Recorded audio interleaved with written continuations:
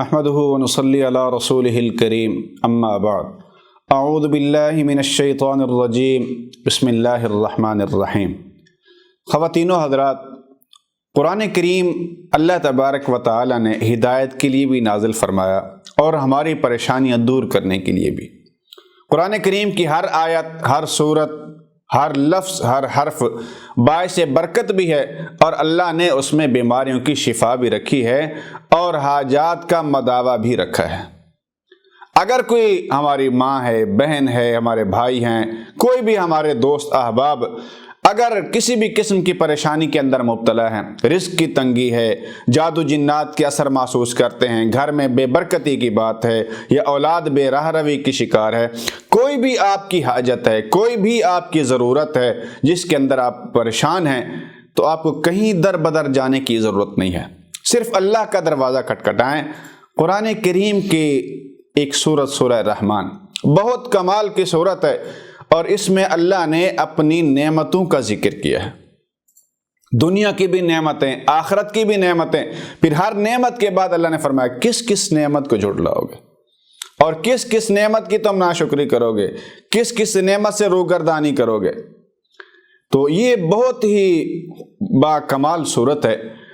آپ اگر کسی بھی پریشانی کے اندر مبتلا ہیں، آپ شب برات جو آنے والی ہے، یہ رات بھی بڑی بابرکت ہے، اور اگلے دن اس کا روزہ، حدیث کے اندر بڑی اس کی فضیلت آئی ہے، رات کی عبادت اور پھر دن کا روزہ، اور پھر اسی میں یعنی رات کے وقت یا دن میں ان بابرکت گھڑیوں میں آپ اگر یہ عمل کریں گے تو اللہ تعالیٰ اس میں مزید برکت دے دیں گے، اور مزید اس میں بہتری آ جائے گی، نورانیت پیدا ہو جائے گی۔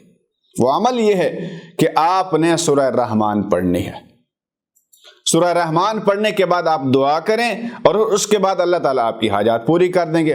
رزق کی بندش کی شکایت ہے، یا اس طریقے سے گھر میں بے برکتی کی ہے، یا کسی کام میں کوئی رکاوٹ بنی ہوئی ہے، یا اس طریقے سے اولاد کی وجہ سے آپ پریشان ہیں، آپ کے گھر میں دل نہیں لگتا، ذہنی بے سکونی ہے، اللہ نے تمام چیزوں کا علاج قرآن میں رکھا ہے، اور فرمایا کہ قرآن کریم میں اللہ نے شفا رکھی ہے۔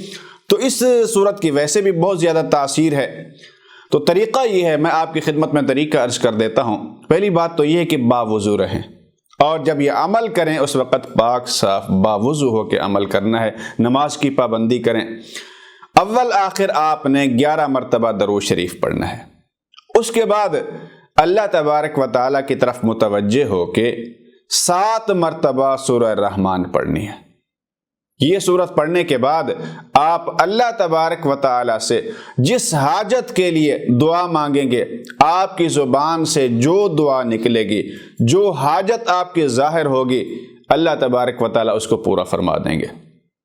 اس لیے کہ اللہ تعالیٰ اپنی نعمتوں کا خود ذکر کر رہے ہیں، تو یہ اللہ کی رحمت سے بعید ہے کہ اللہ تعالیٰ آپ کو کہیں مانگو میں دوں گا، آپ مانگیں پھر اللہ تعالیٰ آپ کی جھولی خالی بھیج دیں، اس طرح نہیں ہو سکتا۔ تو یہ ایک عمل ہے، اول آخر آپ نے درود شریف پڑھنا ہے۔ 3 باتیں اس میں ذہن میں رکھیں۔ ایک تو یہ ہے کہ یہ جو تاریخ آپ کو بتائی جا رہی ہے، وقت بتایا جا رہا ہے، اس کو سامنے رکھیں۔